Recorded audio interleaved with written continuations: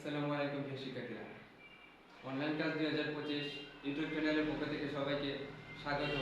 আজকে আমরা আলোচনা করব মুনাফা জাতীয় ব্যয় নিয়ে। তো যারা ভিডিওটা দেখবেন সবাই আমাদের ইউটিউব চ্যানেল অনলাইন ক্লাস 2025 এই চ্যানেলটি সাবস্ক্রাইব করে আমাদের পাশে থাকবেন, যাতে করে আমাদের ভিডিও সবাই দেখতে পারেন। তো চলুন আমরা শিখে আসি মুনাফা জাতীয় ব্যয়গুলোর এন্ট্রি।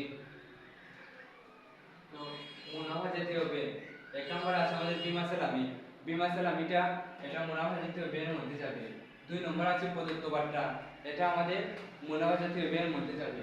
3 নম্বর আছে ক্রয় ফেরতটিও মুনাফা জাতীয় ব্যয়ের মধ্যে যাবে।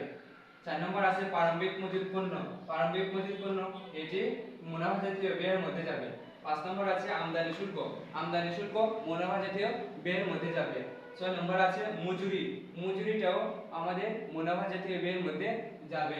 7 নম্বর আছে মজুত পণ্য সমাপনী এটি মুনাফা জাতীয় ব্যয়ের মধ্যে যাবে। 8 নম্বর আছে পরিবহন এটিও মুনাফা জাতীয় ব্যয়ের মধ্যে যাবে। 9 নম্বর আছে ক্রয়টাও মুনাফা জাতীয় ব্যয়ের মধ্যে যাবে। এই 9টি এন্ট্রি যদি আমরা মুখস্থ রাখতে পারি তাহলে রেও বের করতে মুনাফা জাতীয় আয় বা মুনাফা জাতীয় ব্যয় করতে আমাদের এই 9টি এন্ট্রি প্রয়োজন লাগবে।